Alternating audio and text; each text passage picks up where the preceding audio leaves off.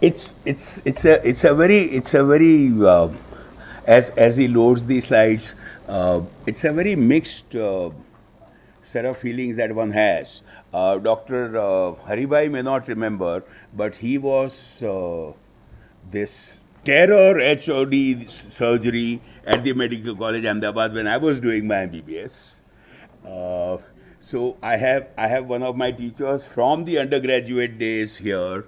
I have Dr. Sharma Saab, who has been our mentor for generations of psychiatrists, besides being many other things. We have Dr. Kamal Bakshi, a senior but a dear friend from my days at AIMS Delhi. Uh, and of course, we have this Dr. Chadda being a friend and colleague. We seem to exchange between IBAS and AIMS. Rakesh Chadda and I. We kind of keep it alternating from AIMS Delhi to IBAS. And of course, this group of young, eager faces, eager to learn. And I must say, the Dean's brief introduction, ma'am, and the director's passionate, personal, and as I saw it, clinically driven position has actually set the tone already, besides those objectives. If I may say, I could also see that besides everything else that came through in your remarks was also your experience and concern, if I might say, as a practicing neurosurgeon. I mean, when you spoke about those road traffic accidents, you know, I mean, I can imagine as a psychiatrist having seen so much, you must have seen so much of the, you know, underbelly of the effects of alcohol in your neurosurgical work that I could see the passion behind that, the clinical passion besides the personal beliefs, sir. Um, oh, I was wondering at 9:30 in the morning, why am I swaying? But believe you me, I am not. There is this wonderful platform here that seems to sway. I did for a minute wonder. I mean, at 9:30 in the night, but 9:30 a.m. I believe, truly, Dr. H.L. Patel Saab, having known him as a teacher 40 years ago and having followed NMS conferences somewhat in last 10 years, it's a privilege to have him and Dr. R.K. Chadda, my friend and colleague. नहीं यहाँ से करना, ये आपका यार cursor ठीक नहीं चल रहा क्या? How will I even find my slides? These two gentlemen co-chairing and Dr. Sharma Saab and Dr.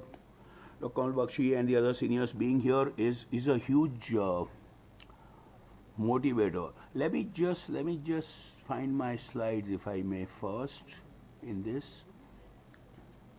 But truly, as I was told by the organizing committee, that we might not have at dinner what we are going to have plenty of during the day. One is told, which is as well. But I did like, besides appreciating your director's comments, I did like also what the dean said in passing, but beautifully, about how just like the Indian society is epidemiologically a description of variance of from non-use to dependence, there is in this all, I dare say, you know, a range of people who might have personal and or professional experiences of dealing with alcohol in different ways. I do want to say that, as has already been said enough, briefly, quickly, as I get to these slides, as I think Dr. Rajkumar said beautifully, honestly, everything else aside, I mean, please understand, and I hope you will at the end of these 20-30 minutes, that humor for me is a part of serious talk. So don't misunderstand humor as being any, you know, lighter emphasis on the subject, right? But and we have Dr. Kamal Bakshi and we have enjoyed so much of that serious talk with humor. But truly, as Dr. Rajkumar said what he said, some of the major public health problems facing the humanity across the globe, and certainly in countries like ours, amongst the 3 or 5, I would think, is alcohol. HIV is one, sure, you know, there are a few others, but be sure, alcohol, as I am sure will become clear through the day, is a major public health problem, if not already here, in the making. Let there be no mistake about that, for sure. for various reasons. And so as I was looking at the program, I realized that Dr. Bajaj Saab, like Dr. Sharma Saab, Dr. Bajaj Saab, the teacher of teachers, has actually worked out the whole day's program, I think, so beautifully that at the end of the day, this group of young undergraduates and the young faculty should certainly be a lot more knowledgeable, if not also passionate, about one of the major public health problems that we have. I am not rambling, please be sure. I am really, as I find my slides set, I'm trying to set the tone for. यार list क्यों नहीं है? Why can't I get to the list? Can I get to the list, please? अभी तो मैंने revise किया सुबह. Oh, yeah, that one first. Yes, please, thanks. But it's also true that we psychiatrists and mental health professionals, when we interact with our medical colleagues in the medical colleges or institutions like AIIMS, and now 7 of them, so wonderful. But there is a need to set the tone in terms of the mental health perspective. And that's what I want to do here first.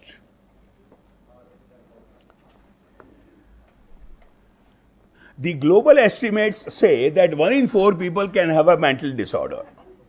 So look at 3 people around you, and if they seem normal, you get the hint.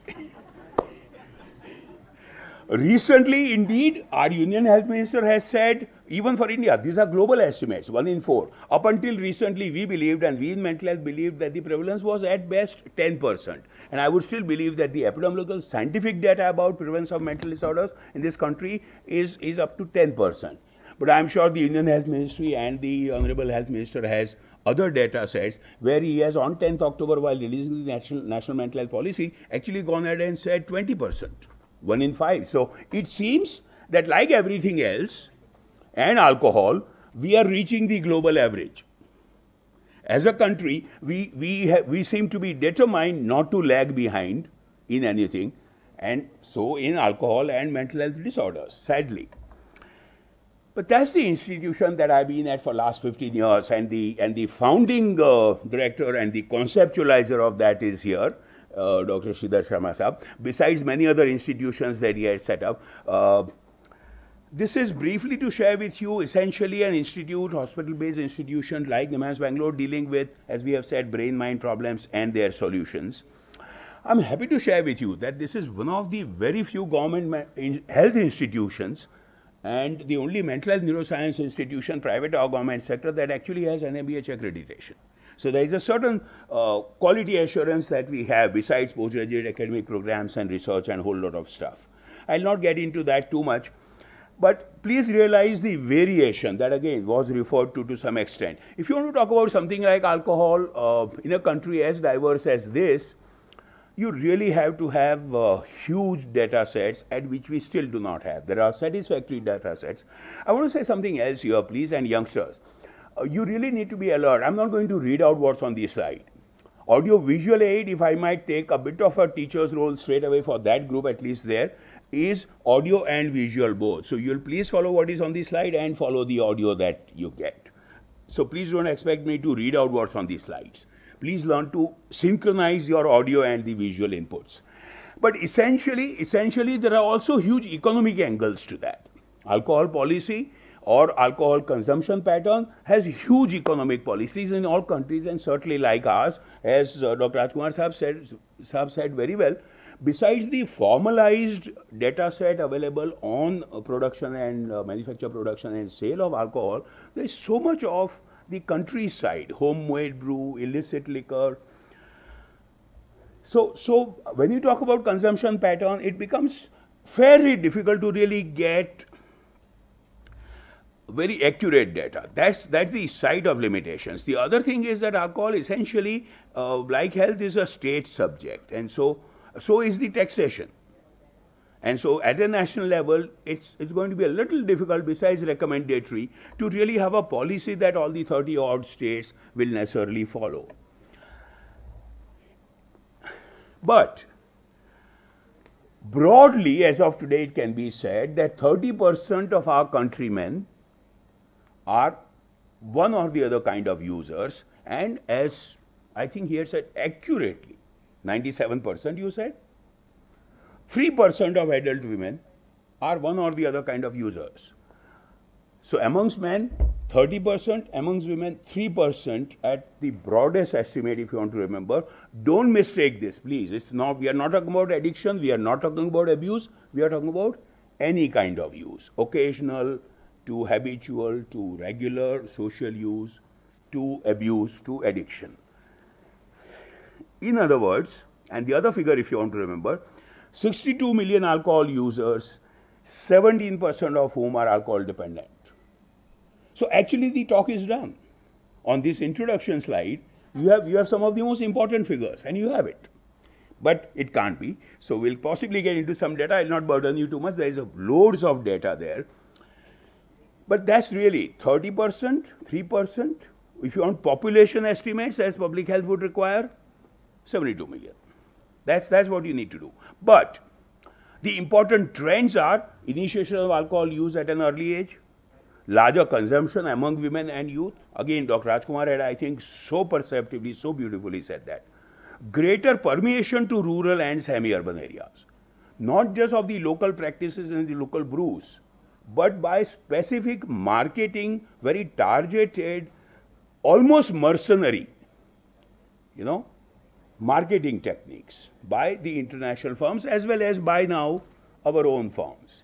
I mean, you have those huge houses in Goa and Bangalore only out of alcohol or the airlines, right?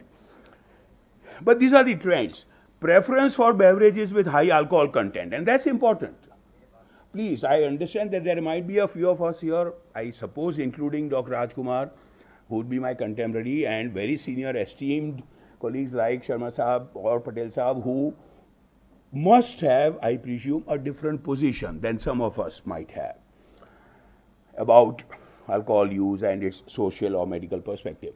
But the fact of the matter is that much as the European societies and the North American society, if not also the South and Latin American societies, are notorious for high alcohol consumption, in some of them at least, if not more of them than some, the consumption pattern is for beer or wine. It's not the, with fullest respect to my friend Dr. Garg from Amritsar, it's not the Patiala.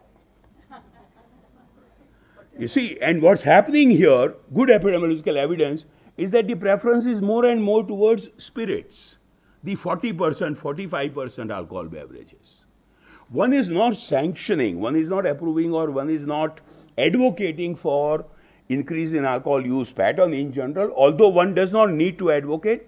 If it's bound to happen, it will happen. Social factors, individual factors, marketing, globalization, whatever else. But I think what's important is to realize that in scientific epidemiological terms, the issue becomes much more problem when there is the movement towards spirits from wine and beer. So in a sense, and it might seem contradictory, or at least counterintuitive, it may not be a bad idea to indeed encourage wine and beer use as compared to the spirits, if at all there is going to be a pattern of increased use. I just wanted, when you can, just indicate to me some amount of time issue, boss, because Ragaji? Hello?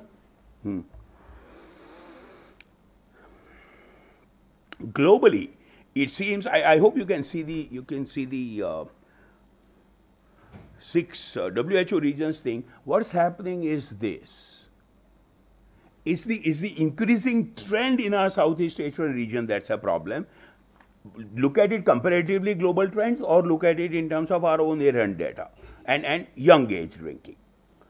There is certainly increased alcohol per capita consumption, all age groups, men for sure, and young people.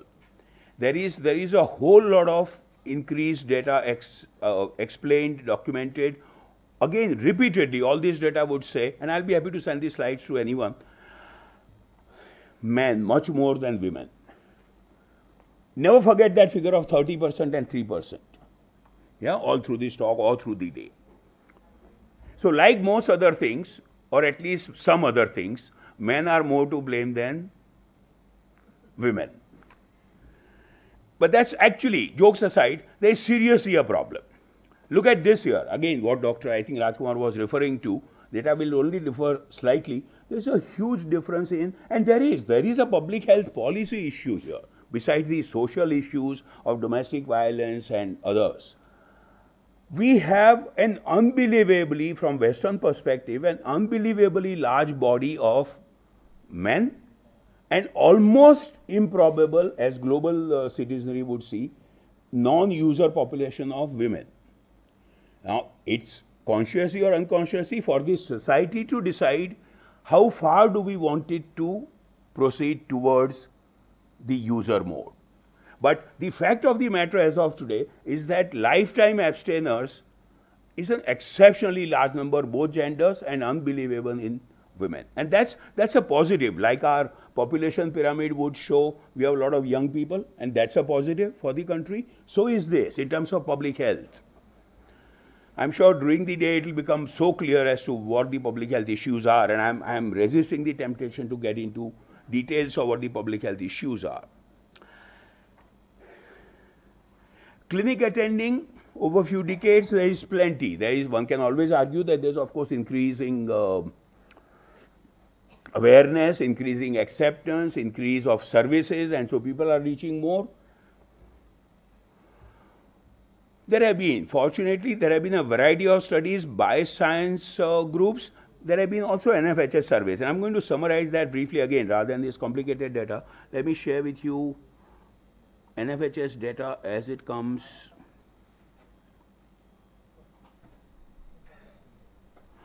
Hold on, we just NFHS data I'll come to, but this is important, like we have said already, and to keep repeating this. The alcohol use pattern in women is still very low in our country. I want to come to this.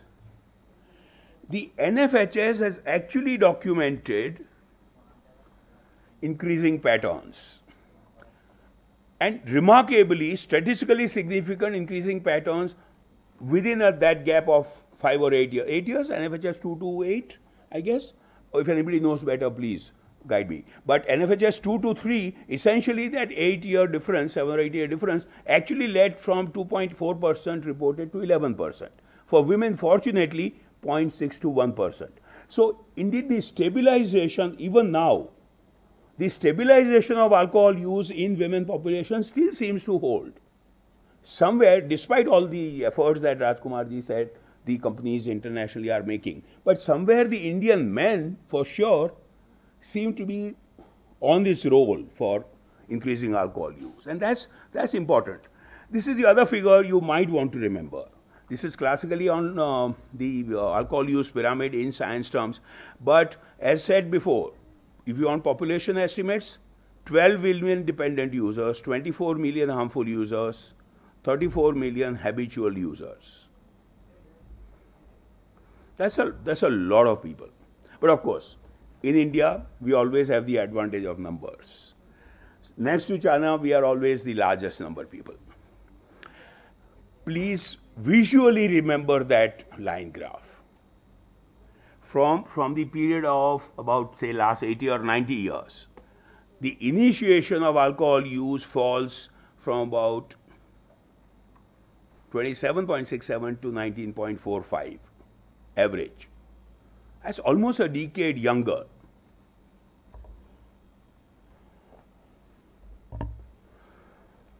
We have gone over this, and so I will only highlight what might be. Indeed, frankly, I mean, mostly we have covered what we needed to cover. I don't want to burden you with data. One mistake, as Dr. Rajkumar again, I think, put beautifully, if you take into account the alcohol use pattern other than the IMFL, Indian Made Foreign Liquor, for whatever it means, Important changing trends. Growth rate, higher consumption where there is higher growth, quantity of alcohol consumed, shift towards spirits. And I want to, you know this, I don't need to highlight that. The globalization and the technological shift that's happening here. I want to come to, again, like we started, bit of humor. That's what we are leading currently. And so the stresses of that, besides every other change, are huge. Never overlook that when it comes to issues like alcohol. In a lighter vein, from mental health perspective, alcohol or otherwise. And we must lighten up, I think, always. Conceptualize a mental health helpline. I'm going to end with this, sir. Conceptualize a mental health helpline. What do you think it will be like? Somewhat. Hello and welcome to the mental health hotline. If you're obsessive compulsive, press 1 repeatedly. If you are codependent, please ask someone to press 2 for you. If you have multiple personalities, press 3, 4, 5, and 6. If you are paranoid, we know who you are and what you want. Stay on the line so we can trace your call. It's not over. If you are schizophrenic, listen carefully and a small voice will tell you which number to press. If you are a depressive, it doesn't matter which number you press, no one will answer. If you have bipolar disorder, please leave a message after the beep or before the beep or after the beep, please wait for the beep. And this is the one that I like best actually, even amongst all these.